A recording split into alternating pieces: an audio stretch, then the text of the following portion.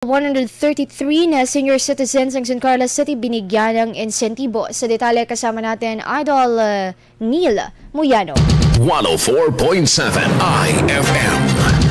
Report! Umabot sa 133 senior citizens ng San Carlos City ang nakatanggap ng tig 10,000 piso na insentibo mula sa lokal na pamahalaan bilang pagkilala sa kanilang presensya at ambag sa komunidad. Kabilang sa mga benepisyaryo ang mga edad 80, 85 at 70 taong gulang.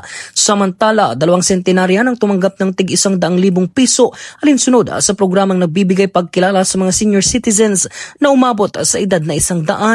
Sakop ng payout ang mga may kaarawan mula Abril hanggang Mayo ngayong taon. Isinagawa ito sa pakikipagtulungan ng City Social Welfare and Development Office o CSWDO bilang bahagi ng advokasya ng pamahalaan na alalayan at pasalamatan ang mga matatanda. Patuloy ang dedikasyon ay pinagkaloob ng nararapat na suporta para sa kapakanan ng mga lolo at lola sa lungsod. Kasama mo mula rito sa IFM News Dagupan, ito si Idol Neil Muyano, Tadak IFM. IFM News. IFM News.